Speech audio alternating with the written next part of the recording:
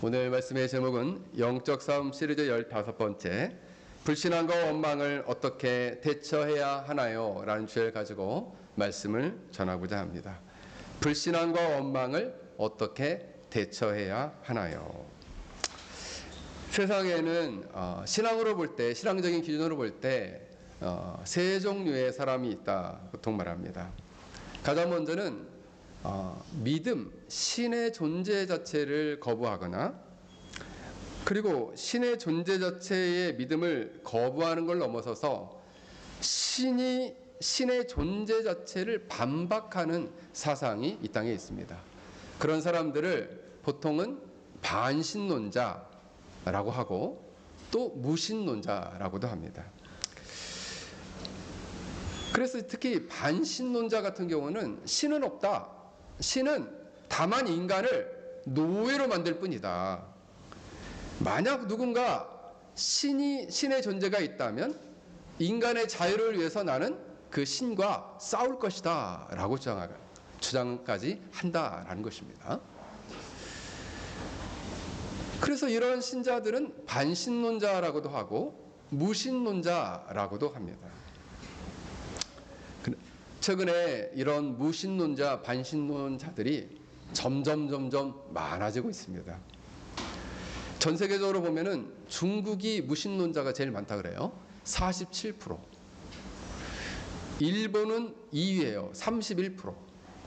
체코가 3위예요. 30%. 노르웨이도 매우 높다고 하는데, 노르웨이도 최근에 조사한 거에 의하면 한 35%에서 39% 정도라고 합니다. 그럼 한국은 몇 프로냐?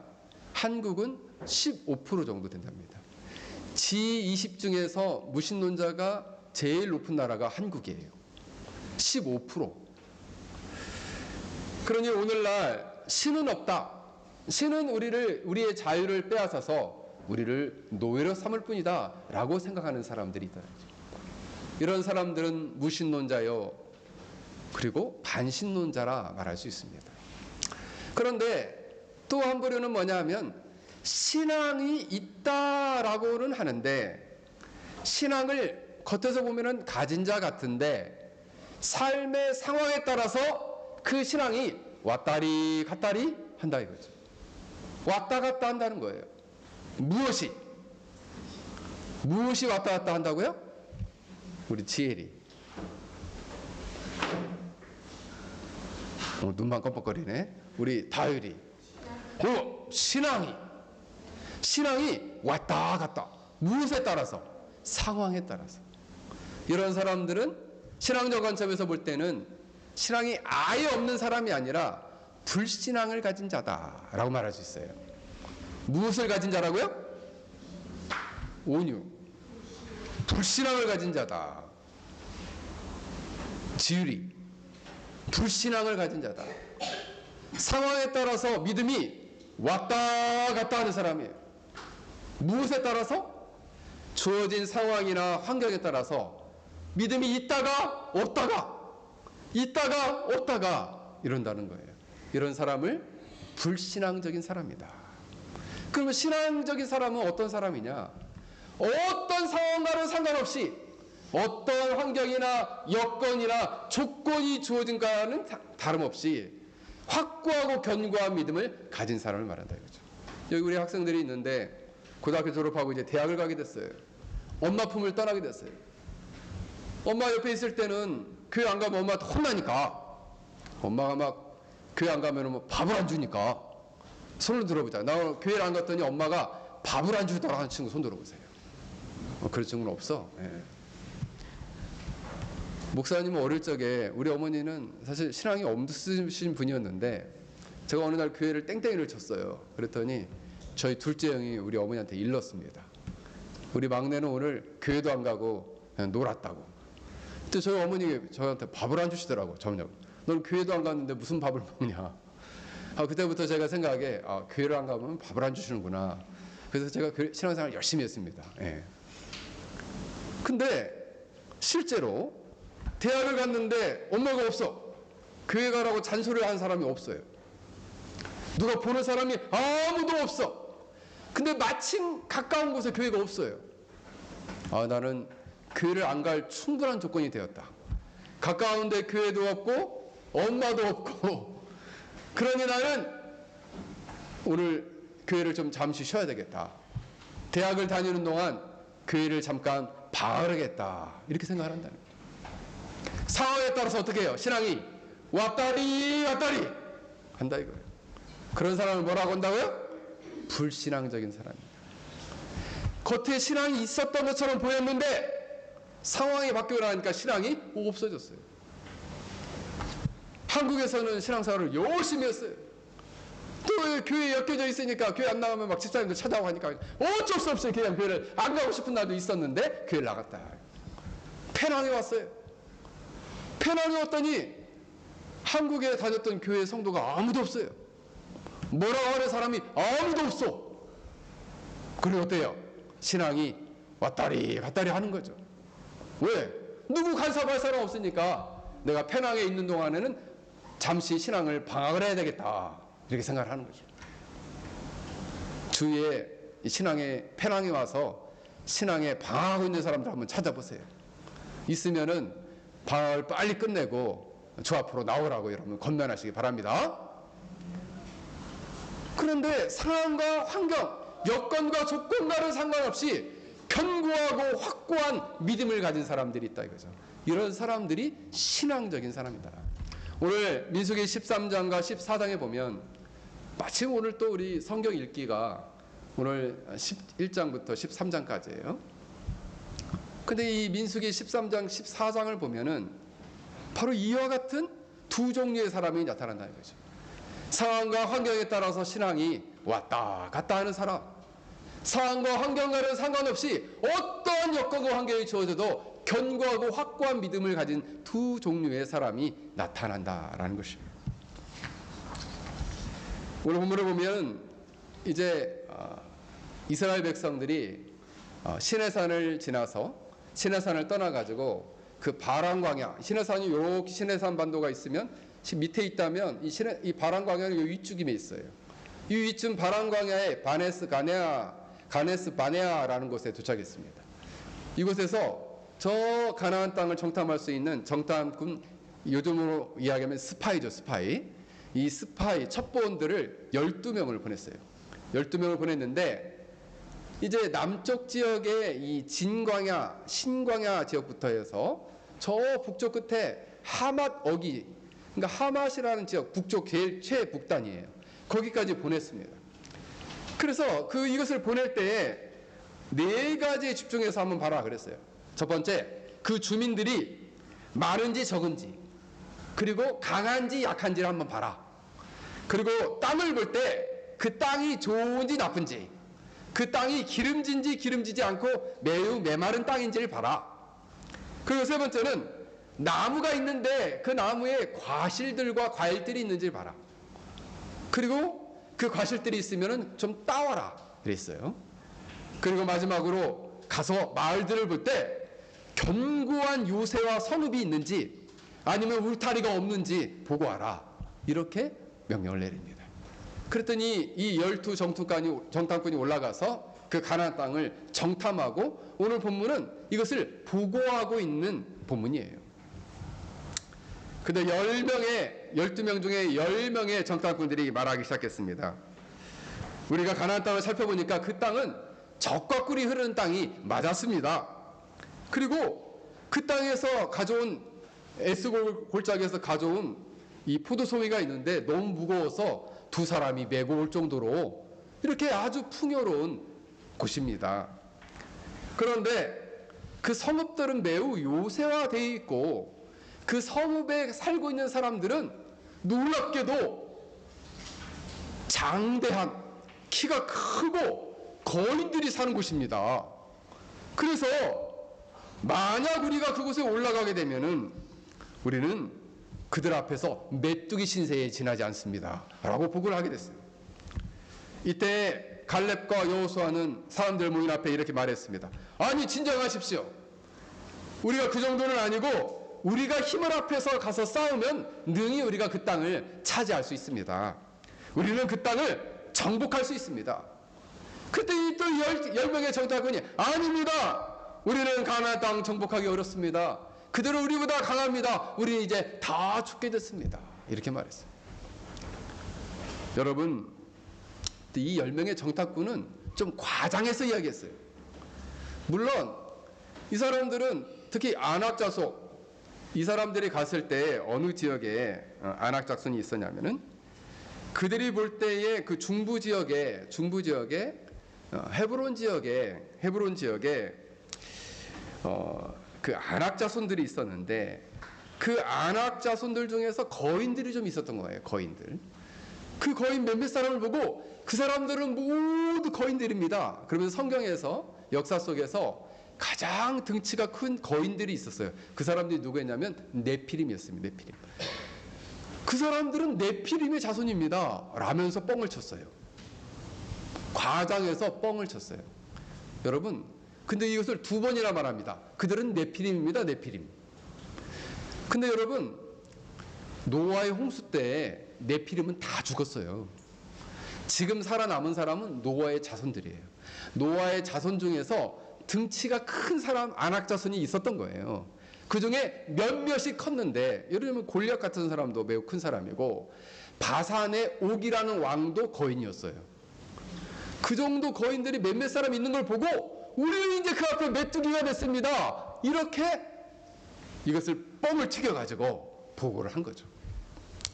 여러분, 이 정탐꾼들은 그들이 봤을 때의 상황과 환경은 너무 어려운 것은 크게 보이고, 그 상황과 환경이 너무 커 보이니까 그들의 마음속에 있었던 믿음이 작아지고 사라져 버렸다는 거예요. 그들의 믿음의 눈은 사라지고 현실만 보는 눈만 커진 거예요. 내가 저 정탐꾼들을 저 강대한 가나안 거민들을 우리가 어떻게 이길 수 있겠습니까? 라고 말했다는 것이죠. 여러분, 불신앙을 불러오는 여러 가지 생각이 있어요.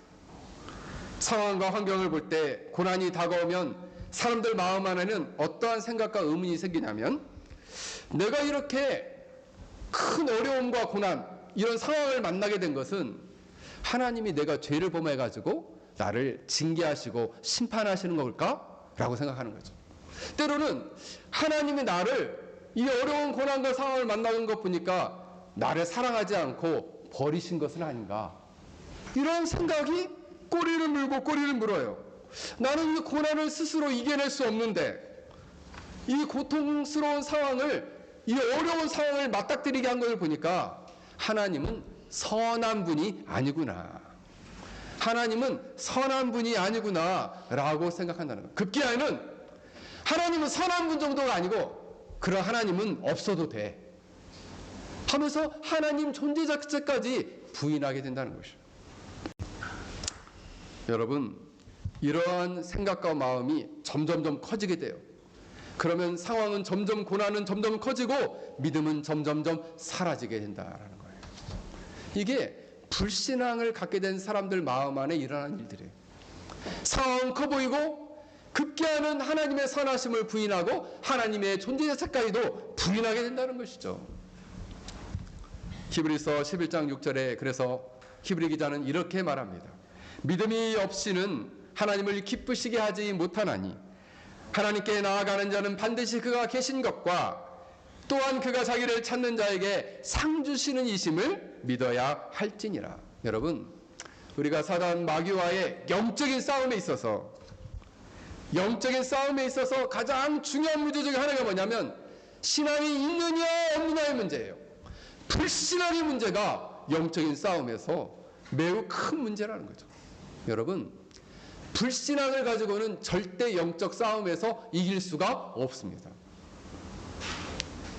믿음이 없는 사람, 그 영혼 안에 예수님의 생명이 없는 사람, 회심하지 못한 사람, 죄를 회개하고 예수님을 구원주여 하나님의 아들로 진실하게 믿지 못하는 사람은 죄와 싸우면 100번 싸우면 100번 다 집니다. 이것을 교리적으로는 죄의 절대적 지배라고 해요. 이길 수가 없어요. 왜요? 죄의 노예, 사단의 통치 아래 있기 때문에 그래요. 그 사람은 절대 사단의 통치를 벗어날 수 없고 죄를 이길 수가 없어요. 불신앙을 가진 사람은 마찬가지죠. 죄와 싸워서 영적인 싸움에서 100점 100패하게 될 것이에요. 그래서 이들은 그들의 마음 안에 믿음이 사라지게 되자 가나안 거민들은 너무나 커다란 키가 장대한 거인들처럼 보였고 자기네들은 메뚜기처럼 여겨졌다라는 것입니다. 그러므로 그들은 하나님에 대한 믿음을 잃어버리고 그리고 급기야는 그들은 하나님을 원망하는 데까지 이르게 되었다. 사실 역대하 20장 15절에 보면 성경이 이렇게 말씀합니다. 영적 전쟁에 있어서 전쟁은 하나님께 속한 것이며 이스라엘의 하나님은 전쟁에 능하신 하나님이시다. 우리가 하나님을 굳게 의지하는 믿음만이 영적인 싸움에서 승리할 수 있는 지름길이다라는 것이에요. 이런 믿음을 가질 수 있길 주 이름으로 간절히 축원합니다. 그런데 이 이스라엘 백성들은 이 정탐꾼들의 보고를 듣고 어떤 일이 일어나게 되었느냐? 온 회중 이스라엘 전체가 통곡하기 시작했어요. 여문에 보면은 그냥 눈물 흘리면서 꺼이 운 게 아니에요. 아이고 하면서 이제 큰 소리로 울기 시작한 거예요. 근데 여러분, 이 정탐꾼의 보고를 이스라엘 지도자들이 먼저 들었거든요. 백성들이 직접 들은 게 아니에요. 그래서 지도자들이 표정과 그들의 모습을 보고 이 백성들이 아이고 우리 큰일 났구나 그렇게 된 거예요. 직접 들은 것도 아닌데. 그러면서 이 불신앙이 점점 커져서 온 이스라엘 회중을 삼켜버렸어요. 그래서 온 회중이 울기 시작하는 거예요. 밤새도록 통곡하며 울기 시작했습니다. 여러분, 이렇게 불신앙은 악한 말을 하거나 악한 말을 뱉거나 악한 마음을 걷는 것은 쉽게 퍼져요. 불신앙의 마음도 이상하게 내가 불신앙하게 되면 가족들도 불신앙을 갖게 돼요. 내가 믿음이 점점 없어지면 주위 사람은 계속 영향을 받습니다.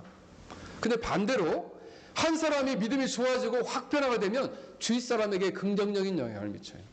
근데 오늘 본문은 부정적인 영향을 미치기 시작했어요. 온 이스라엘 백성들이 울기 시작했어요. 그러면서 이렇게 원망하기 시작했습니다. 우리는 애굽 땅에서 이 광야에서 반드시 죽어야 했는데 하나님이 우리를 죽이셨더라면 좋았을 텐데 이렇게 살려주셔서 이 광야에서 죽는구나 이렇게 원망하기 시작했어요. 그리고 하는 얘기가 여호와께서 우리를 그들의 칼에 죽게 하시려고 쓰러지게 하시려고 우리를 이곳에 이끌어 오셨구나. 여호와 하나님을 원망했어요. 우리의 처와 우리의 자식들도 이제 포로로 다 잡혀가겠구나 라고 원망하기 시작해요. 아직 일어나지 않은 일인데 불신앙을 딱 갖게 되니까 누구를 원망하냐면 이제는 아론과 모세를 원망합니다. 왜? 그들이 끌고 왔으니까. 근데 모세와 아론을 원망할 뿐만 아니라 모세와 아론을 시키신 분 하나님을 원망했어요. 여호와께서 우리를 그들의 칼에 쓰러지게 하려고 이곳에 데려왔구나 하면서 여호와 하나님을 원망하더라는 것이죠. 여러분, 원망이라는 단어는 못마땅해서 탓하거나 불평을 품고 미워하는 감정을 갖는 것이다. 이게 한글로 풀었을 때 원망하는 감정이. 그래서 못마땅한 일들을 내 탓이 아니고 다 네 때문이야 라고 남을 탓하는 거예요. 그리고 내가 이렇게 힘든 건 다 너 때문이고 그래서 난 너가 싫고 너가 미워 라고 말하는 것이에요. 이게 뭐냐? 원망하는 거예요. 그래서 자기 주위에 일어나는 상황과 고난과 어려움이 내 탓 때문이 아니라 주위에 있는 사람들 탓을 하는 거죠. 내가 이렇게 불행한 이유는 너 때문이다. 그러면서 주위 사람을 원망하는 거예요. 남편을 원망하고 그리고 가족들을 원망하고 내가 이제껏 불행한 이유는 내가 당신을 만나서야. 아이들을 보면서도 뭐 어떤 엄마들은 그런다는 거죠. 엄마가 이렇게 불행한 이유는 내가 너를 낳아서 그렇다. 네가 있어서 내가 불행하다. 그렇게 얘기하면 애기 저주하는 거예요, 아이들. 그런데 그것을 서슴없이 한다. 그러면 아이들이 영혼이 파괴됩니다. 절대 남 탓을 하면 안 돼요. 그래서 이 누군가를 탓하고 모세와 아론을 탓하고 급기야는 하나님을 탓하는 거죠. 우리가 이렇게 가나안 고민을 만나서 메뚜기처럼 다 죽게 됐는데 이게 모두 다 모세 탓이고 아론 탓이고 이 모든 것이 하나님 탓입니다. 이렇게 얘기한 거예요. 그 원망이에요. 옛날에 작전을 잘 세우는 군대 사령관이 있었답니다. 근데 이상하게도 이 장군은 작전을 세우면은 화창한 날에는 늘 승리를 했다는 거예요. 그래서 날짜를 잘 확인을 해가지고 또 이 날짜를 잘 가름해가지고 화창한 날에 전쟁을 계획을 세워서 전쟁을 시작했답니다. 그런데 이상하게 전쟁을 막 싸우고 막 들어가는데 갑자기 먹구름이 올라와서 비가 확 내렸다는 거예요. 그래서 자기가 원치 않게 전쟁에서 패하게 됐다는 거예요. 그래서 화가 난 이 장군은 하늘을 향해 원망하면서 병사들에게 저 하늘 때문에 오늘 우리가 전쟁에 졌대야. 자, 화살을 다 하늘을 향해 겨눠라. 그리고 하늘을 향해 쏴라. 이랬다는 거예요. 이거 뭘 보여줍니까? 인간이 사람을 탓하다가 자기네 패배한 것, 자신이 고난당하는 것, 자신이 어려움 가운데 있는 것을 처음에는 사람들을 원망하다가 나중에는 하늘을 향해서 화살을 쏘더라 이거예요. 누굴 향해서? 하나님을 원망하는 거죠. 그래서 한국 옛말에는 잘 되면 내 탓이고 안 되면은 그러니까 잘 되면 내 탓이고 안 되면은 조상 탓이다. 그래서 조상을 그렇게 욕했답니다. 조상을. 한국 사람들은 여러분 신앙이 없는 사람들은 자꾸 불신앙을 가진 사람은 자꾸 누구를 원망하냐? 다른 사람을 탓해. 너 때문이다, 너 때문이다. 여러분 절대 신자들은 믿음을 바로 가진 사람들은 어떤 어려운 상황과 어려운 일이 겹치면은 항상 먼저 자기를 돌아봐야 되는 거예요. 그리고 하나님과의 관계를 돌아봐야 돼요. 이것이 올바른 태도지. 다른 사람을 탓하고 다른 사람에게 원망하는 것은 올바른 신자의 태도가 아니다. 다른 사람을 탓하고 맨날 다른 사람을 비방하는데 누가 그 사람을 좋아하겠어요? 그렇지 않겠어요? 그런 사람과는 오랜 기간 교제할 수 없는 거죠. 신뢰할 수가 없는 거예요. 그러므로 원망은 마치 자신을 향해 쏘는 화살과 같다라는 것입니다. 영국의 한 감독이 시를 썼는데 그는 이렇게 말했습니다. 어떤 사람이 자기의 가는 길을 평탄한 길을 막 걸어가고 있었는데 그 평탄한 길에 조그마한 이렇게 구덩이가 있다는 거예요. 이렇게 조금 파인 구덩이가. 그 구덩이를 보고 벌써 하나님을 원망하고 사람을 원망하더라. 내가 길을 걸어가는데 왜 구덩이가 있어? 구덩이가 뭔 잘못을 했길래? 왜 구덩이가 있어? 그러면서 하늘을 원망하고 사람을 원망하더라 이거죠. 누가 저 구덩이 팠냐? 그러면서 여러분 이렇게 원망은 먼저 환경을 보고 그 다음에 그 환경 때문에 사람을 원망하고 그 다음에 누구를 원망해요? 지원이 누구를 원망해? 하나님을 원망한다 이거죠. 하나님을 원망한다. 이스라엘 백성들이 이러한 태도를 취했다는 것입니다. 여러분 사실 이렇게 이스라엘 백성들이 왜 이렇게 원망하고 그런 원망하는 불신앙에 빠지게 되었는가? 이게 직접적인 원인과 근본적인 원인이 있는데 직접적인 원인은 첫 번째, 이들은 지난날 그들의 인생 속에 베푸신 하나님의 기적과 은혜를 금방 잃어버렸어요. 그래서 불신앙이 싹트게 된 거예요.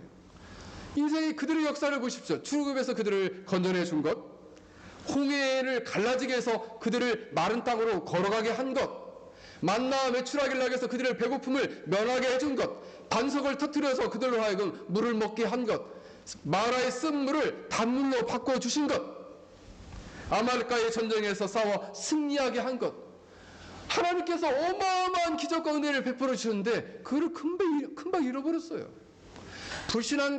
불신앙에 금방 빠지는 사람들은 하나님께서 그의 인생에게 베푸신 은혜를 금방 잃어버리기 때문에 그래요. 그래서 불신앙에 빠지는 거예요. 하나님이 내 인생의 역사 속에서 이렇게 나의 인생을 인도해 오셨는데 이 어려움도 능히 이기게 하시겠지라는 믿음이 없는 거죠. 그리고 그들은 가나안 땅에 능히 젖과 꿀이 흐르는 가나안 땅에 들어가게 하시겠다라는 하나님의 약속 또한 잃어버렸습니다. 그리고 신앙적인 말보다는 불신앙적인 정탐꾼의 말에 신뢰가 가게 된 거예요. 그리고 그 말을 믿고 신앙적인 믿음을 가지고 이야기하는 갈렙과 여호수아의 말은 믿지 않았다라는 것입니다. 사실 이러한 직접적인 원인도 있던 근본적인 원인은 뭐냐 하면 그들이 이러한 어려움과 고난을 맞닥뜨릴 만한 진정한 믿음이 없었다는 거예요. 근본적으로는. 뿐만 아니라 이런 믿음이 없는 이유는 그러면 어디서 온 거냐?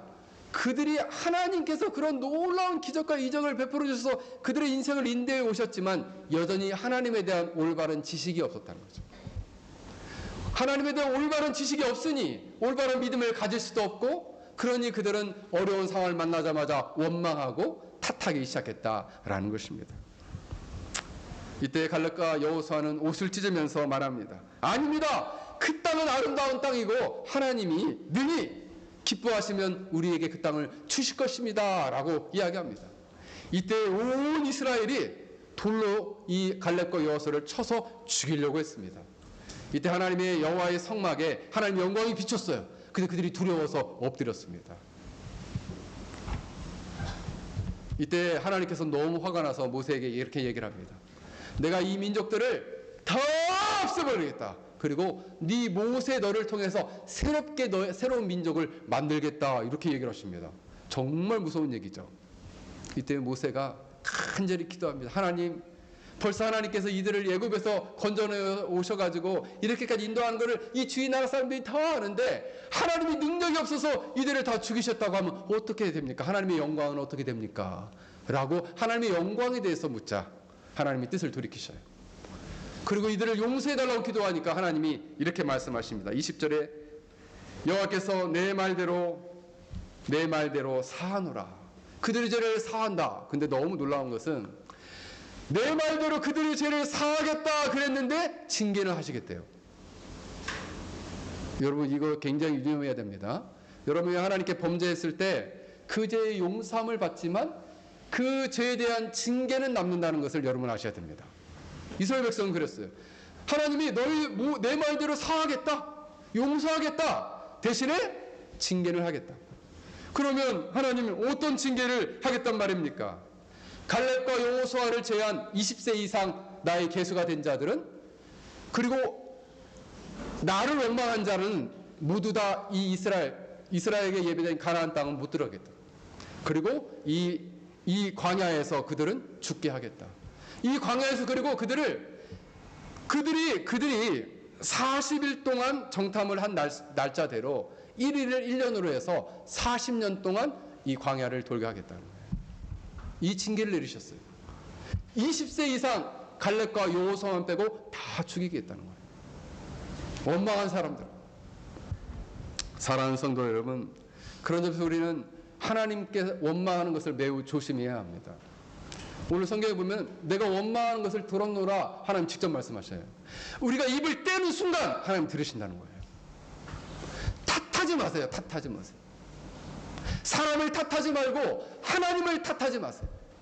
먼저 자신을 돌아보고 믿음으로 반응해야 돼요. 사랑하는 성도 여러분, 사단은 끊임없이 우리로 하여금 이러한 하나님의 선하심을 의심하고 하나님을 탓하도록 만든다는 거예요. 그리고 급기야는 그 원망하여 우리로 하나님의 심판과 진노에 임하도록 만든다는 것입니다. 그러므로 우리는 만약 우리 마음 가운데 탓하는 원망하는 마음이 있다면 회개하고 돌이켜야 합니다. 그리고 다시금 하나님의 선하시고 그 선하신 사랑을 믿음으로 바라볼 수 있는 여러분들이 되시길 주의 이름으로 간절히 축원합니다. 그렇다면 이 원망과 불신앙을 어떻게 극복할 것인가? 어떻게 대처할 것인가? 오늘 본문 14장 24절에 이렇게 말씀하고 있습니다. 그러나 내 종 갈렙은 그들의 그 마음이 그들과 달라서, 굉장히 중요한 말입니다. 여기서 갈렙과 여호수아를 대표해서 갈렙을 말해요. 내 종 갈렙은, 그래서 학자들은 여호수아는 다른 직분에 있었기 때문에 그 이스라엘 백성들 가운데와는 어느덧 레벨이에요. 여호수아는. 그러니까 이 갈렙이 그 백성들 수준에서의 대표적 딱 한 사람을 말해요. 내 종 갈렙은 달랐다 이거죠. 뭐가? 마음이 달랐다. 근데 마음이라는 단어가 원문에 보면 르하흐라는 단어가 쓰였는데 그 정신과 영혼이 달랐다라는 것입니다. 어떤 게 달랐느냐? 그 영혼 안에 하나님이 신실하시고 선하시다는 것을 믿었고, 하나님의 선한 계획과 그 선하신 약속을 믿는 마음과 영혼이 달랐다, 이 말입니다. 여러분, 달라야 돼요. 믿음을 가진 사람은 그 마음과 영혼이 달라야 됩니다. 하나님의 선하심을 믿는 믿음, 하나님의 선하신 계획과 약속을 믿는 믿음이 그 영혼 안에 있어야 된다 이거죠. 갈렙은 많은 사람들이 우리 메뚜기 가나안 거민 앞에서 메뚜기처럼 됐습니다 라고 했을 때 13장 30절 이렇게 말합니다. 모세 앞에 백성을 조용하게 하고 이르되 우리가 곧 올라가서 그 땅을 취하자 능히 이기리라, 이렇게 얘기를 했어요. 뿐만 아니라 이스라엘 백성들이 이제 하나님을 원망하고 지간을 세워서 자, 우리를 애굽으로 돌아갑시다 이랬을 때 갈렙과 여호수아가 옷을 찢으면서 이렇게 말합니다. 우리가 두루 다니며 정탐한 땅은 심히 아름다운 땅이라. 여호와께서 우리를 기뻐하시면 우리를 그 땅으로 인도하여 들이시고 그 땅을 우리에게 주시리라. 이는 과연 젖과 꿀이 흐르는 땅이다. 뭐가 있어요? 믿음이 있어요. 여호와께서 기뻐하시면 그 땅을 주실 거니까 걱정하지 마세요 라는 믿음이 있었어요. 여러분, 이 젖과 꿀이 흐르는 땅은 언제 이야기를 하시냐면 출애굽기 3장에서 처음 말씀하셔요. 누가? 모세에게 하나님 말씀하십니다. 모세에게 주셨던 약속을 이들은 기억하고 있는 거예요. 그러면서 그 땅으로 인도하실 거라는 분명한 믿음이 이 갈렙과 여호수아에게는 있었다는 거죠. 둘째로 보면 갈렙과 여호수아는 이렇게 말합니다. 그를 향해서 하나님이 이거 직접 말씀하시는 거예요. 나를 온전히 따랐은즉, 나를 온전히 따랐다. 그 온전히 따랐다는 단어는 말레라는 단어가 쓰였는데, 이 말레라는 단어는 채우다, 가득하다, 충만하다. 그들은 순종함에 있어서 그 믿음이 믿음을 따라 순종하는 것이 하나님 마음의 뜻에 가득하고 충만했다, 이런 말이에요. 그 마음 가운데 믿음으로 순종하는 삶이 하나님 마음에 가득할 정도로 그들은 순종했다라는 것입니다. 그래서 달랐다. 그래서 그가 갔던 땅으로 내가 그를 인도하여 드리리니 그의 자손이 그 땅을 차지하리라. 하나님은 이렇게 말씀하고 있습니다. 여러분, 갈렙과 여호수아는 옷을 찢으며 말합니다. 너희는 여호와를 거역하지 말아라. 제발 하지 말아야겠는데 하나님을 거역하지 마라. 이 말은 뭐냐면 하나님은 왕이시고 우리의 생사 여탈권을 가지고 계시니 반역하지 말라는 거예요. 불신앙을 갖지 말라는 거예요. 이거를 3번 반복합니다. 거역하지 말라는 거예요. 반역하지 말아라. 여러분, 그들은 이렇게 말합니다. 그들은 우리의 먹이다. 그들의 신은, 그들의 보호자는 그들을 떠났고 여호와는 우리와 함께 계시냐라고 그들 앞에 고백합니다. 여러분, 불신앙을 가진 사람들은 현실만 보였는데 이제는 믿음을 가지고 보니까 아닙니다. 저들은 장대한 거인 족속들이 아니라 우리의 먹입니다. 원문에 보면 햄이라는 단어를 썼어요. 우리의 빵입니다, 이런 말이에요. 우리의 떡입니다. 우리의 밥입니다, 이런 말이에요. 그러니 능히 우리가 차지할 수 있습니다. 믿음의 눈으로 보이니까, 믿음의 눈이 없을 때는 거대한 거인들만 보였는데 믿음의 눈을 가지고 보니까 빵으로 보였다 이거예요. 빵으로. 얼마나 차이가 큽니까? 우리는 믿음의 눈이 없을 때는 우리 다 죽게 됐어요 이랬는데 믿음의 눈을 보니까 그들은 우리의 먹입니다, 빵입니다, 이렇게 말한다는 것이죠. 여러분, 가나안 거민이 아무리 많아도 갈렙과 여호수아는 믿었어요. 하나님은 전능하신 분이고 그리고 수많은 전쟁을 이기며 왔거든요. 광야 생활 동안에 능히 이기실 거라는 믿음이 있었어요. 왜냐하면 하나님이 선하심으로 그 선하심 가운데 이스라엘 백성들을 인도해 오셨다는 것을 그들은 믿고 있었기 때문이에요. 미국의 그 20세기에 아주 유명한 목사님 한 분 계신데 에이든 토저 목사님이라는 분이 계십니다. 이 에이든 토저 목사님은 하나님의 선하심을 알자라는 책을 쓰셨는데, 이분이 이제 경건에서도 굉장히 유명한 분이시거든요. 근데 이분이 하나님의 선하심에 대해서 이런 얘기를 했어요. 우리가 하나님에 대해서 가지고 있는 개념 중에 하나가 하나님은 선하시다는 것이다. 그 선하심으로부터 자비와 긍휼이 흘러나온다. 그런데 그렇기 때문에 하나님은 선하시기 때문에 하나님의 백성들에 대해서 결코 무관심하실 수 없다. 오히려 그것은 불가능하시고 무한한 에너지와 압도적이고 뜨거운 사랑으로 그들에게 쏟아 부으신다라는 거예요. 왜냐하면 하나님은 선하신 분이기 때문에. 그런데 하나님은 놀랍게도 누군가에게 특별하게 부담을 가지고 누군가를 도와줄 부담과 의무는 없으시다. 그러면 하나님 우리를 왜 꼭 우리 안 도와주시면 안 됩니다, 이렇게 요구할 그 어떤 하나님에게 어떤 의무도 없다는 거예요. 우리를 도와주거나 우리를 사랑하거나 우리에게 무한히 우리에게 축복해 주실 그 어떤 의무도 하나님은 없으시다는 거예요. 그러면 왜 하나님은 그런 의무와 부담을 전혀 없으신데 왜 우리를 사랑하시고 왜 우리에게 이처럼 은혜와 자비를 베푸시는가? 하나님은 선하셔서. 하나님은 선하시기 때문에. 하나님은 선하시기 때문에 천지 만물과 별들과 모든 사람을 창조하셨다. 그러면 하나님은 왜 우리의 기도에 응답하십니까? 응답할 의무가 없는데. 하나님은 선하시기 때문에 그렇다.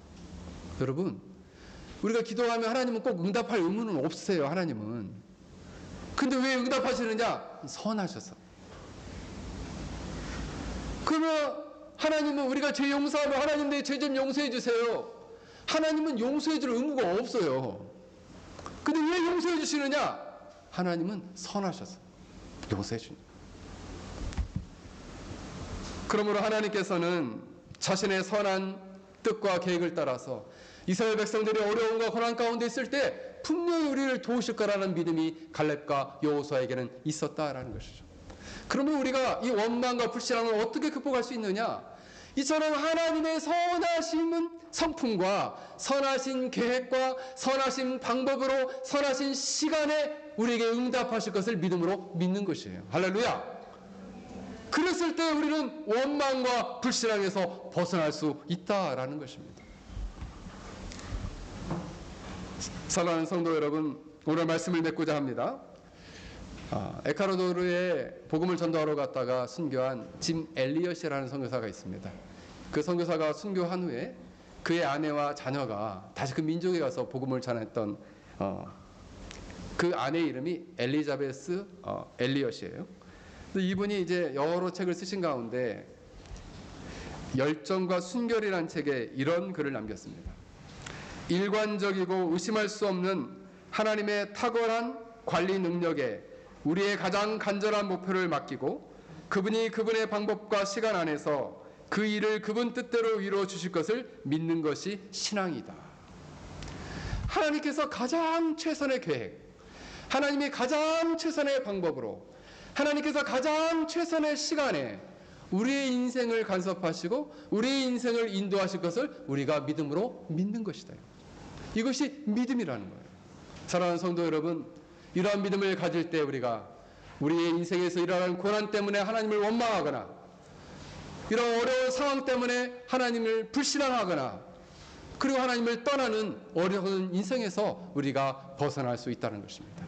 이러한 믿음으로 승리하는 저와 여러분이 되시길 주의 이름으로 간절히 축원합니다.